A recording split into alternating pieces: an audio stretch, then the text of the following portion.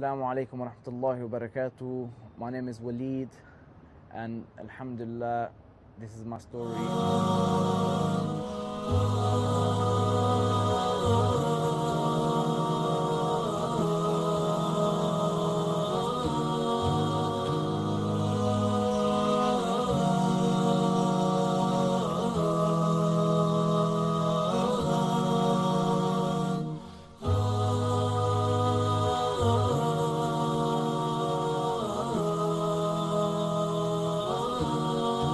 I was born in Egypt, brought up in Egypt. My family's I'm originally Palestinian. When I was young, I basically moved to Sweden. I was there for quite a while. And we lived in a small village in Sweden. It was probably the only, you could say almost probably the only black people in the area. It was almost like a little town. And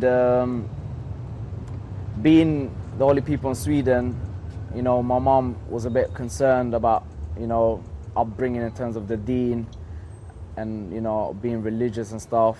And I can remember when I was at the age of 6, my mom, you know, I think it was Ramadan, and my mom used to pray a lot, and, you know, that Ramadan spirit. And, you know, I used to ask my mom, like, who's Allah? I can hear you saying Allah, who's Allah, and all of that stuff. And, you know, she said, Allah is the person you need to have fear, taqwa from, and all of that. And I said, well, who's Allah? I'm not scared of Allah. And since that time, my mom got really worried. However, a couple of years later, I got slightly older, about 8, we moved to the UK, London. Obviously, I didn't know a word of, you know, English then. And coming from Sweden to the UK, not knowing English, and obviously moved to South London, it was kind of bad because I went to a bad school in South London. I didn't know English, and it was just hard for me at the time, and so on and so on.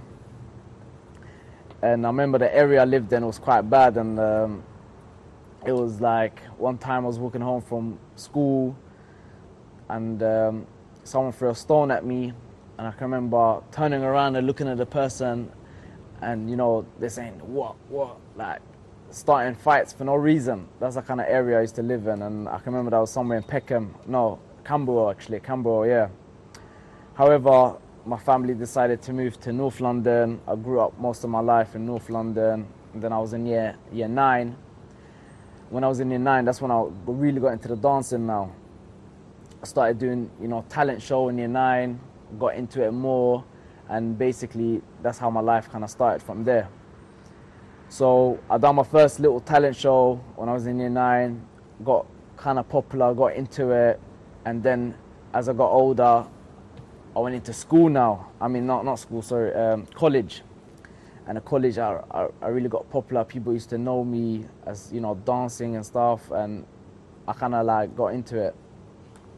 But at the same time, as soon as I hit 18 and just leaving college, I moved that, you know, to the hostel, lived by myself, and that was a bit of a struggle for me and stuff, not having my family around and stuff. However, that's when I joined Flawless. And how they scouted me is basically, I used to do a lot of events. And one event I did was basically the Jump Off. And Jump Off was basically a nightclub with everyone, you know, you have like big people that, obviously there's people now that's made it, like you got Professor Green. Before he even made it, he used to go to these kind of places, and, you know, people compete for money. And that's the kind of places I try to go and get known and compete for money and get into the dancing and stuff. And that's how Flawless saw me, and when they saw me, they liked me and they wanted me to jump on board. So now I've jumped on board with the Flawless people, and they become me, obviously living by myself, not having my family around that much. Flawless was kind of like my family. It was like 11 of us, all Mandem, and we used to just go to events, do nightclubs, do mobiles, after party, music videos, and we always like stick together, eat together. We always like get free garms, do fashion show, get free, you know, so much clothes, and like we became like a proper family, a tight unit. However, I was still in college and I was still doing the events, or doing the events with Flawless. I remember one of the Yeah, one of the biggest impact I had in my life was when I had my accident, which I'll obviously mention that a bit later. Yeah, so however, when I got into the dancing now, me and Flawless, we got a signed contract with Nike. And obviously being young, you know, about in my 20s, getting a contract with Nike was excited. That was like a big contract. Every time, you know, we used to go Nike Town on Saturdays, do a little, like there's a stage at the one, we used to go Nike Town on Saturdays, do a little dance, little show at the bottom. They used to bring DJs and they used to just throw us gowns and clothes and clothes, and after clothes, get trainers, clothes, and used to do like secret events. We used to do a lot of secret Nike events, fashion shows in like somewhere in East London. It was like private, like big people come, and we used to just dance there while people come, and you know, we just show off the clothes. So that, as that's going on, I'm still living in my hostel, and I bump into a brother, and that's how my other life started having a big impact on me, because that's when my life started having a transition now, when I met this brother, because obviously we're both Muslims, we're not on deen, and we never knew that he was Muslim, he never knew I was Muslim, and that's how it kind of started. So obviously me being by myself was a bit depressing, so I started praying. So one day the brother, you know, saw me and he's like, "Oh, brother, are you Muslim?" And he was a revert. I goes, "Yeah, I'm Muslim." He goes, "Oh, yeah, I'm Muslim too. I'm a revert." Like, and obviously there was no sign of Islam on him, meaning having a beard and all of that stuff. And I would have never thought he was a Muslim, because obviously he was, you know, a revert brother, just an ordinary person. However, we started just chatting, getting to know each other. I'm still doing my dancing, and then, you know, together we started to grow, get to know each other, you know, jumping on deen, like trying to push each other and say, "Look, you know what, you pray, yeah, I pray." And then suddenly, you know, it was quite funny, because I used to say to the brother, I want to grow my beard. He's like, "What, you're going to grow your beard, yeah? I might do that as well," you know, and we kind of grew together.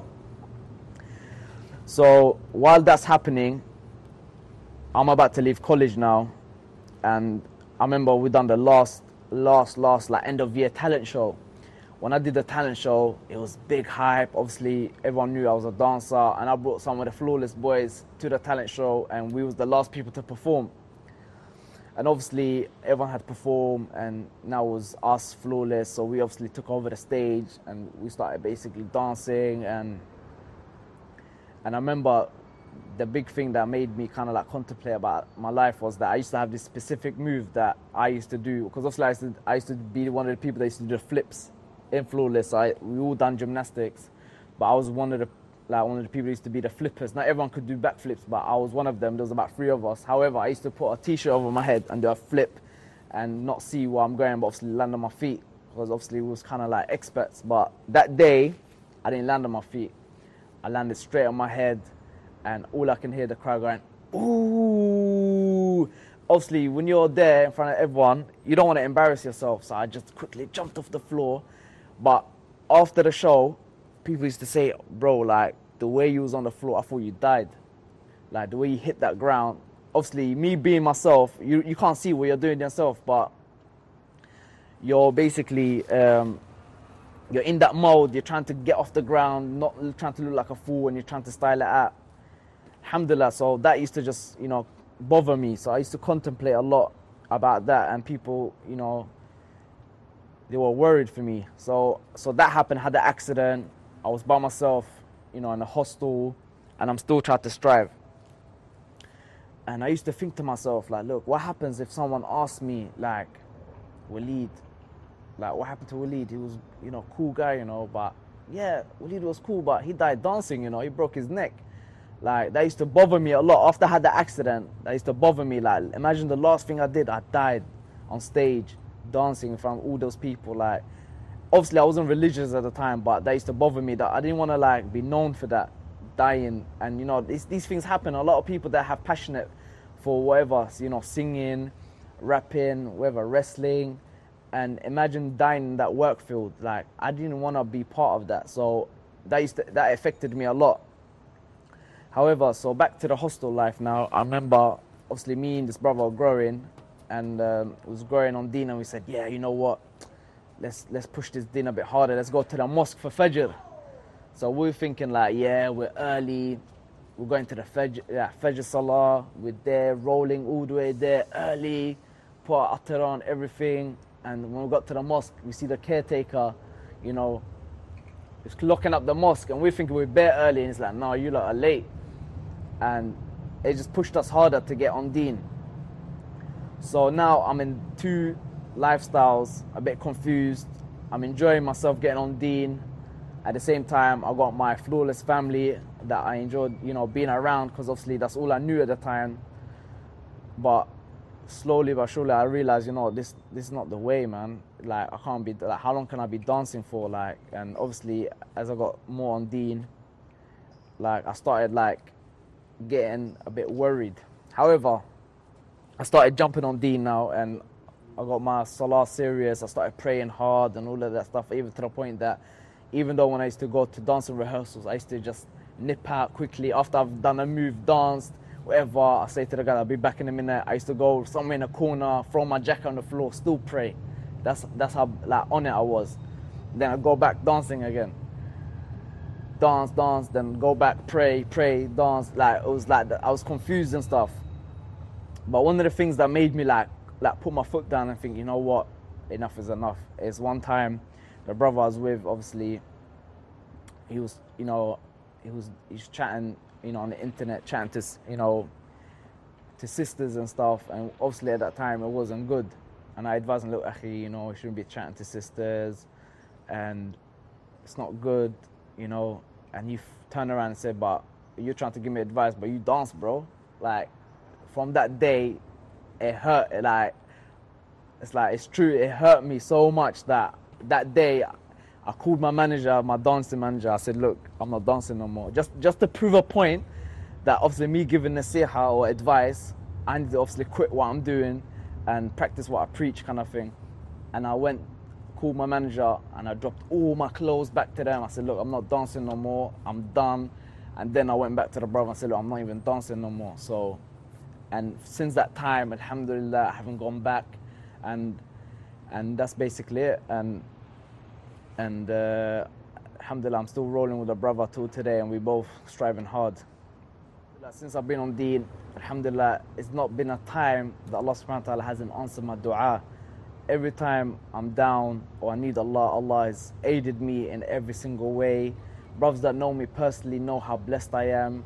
Alhamdulillah, if I didn't quit dancing, I wouldn't have opportunity to maybe have my own business. I wouldn't have opportunity to like raise my own family.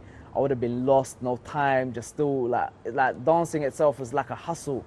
Like, you just hoping to dance, to like, you hoping to win something so you can do an event and all of that stuff.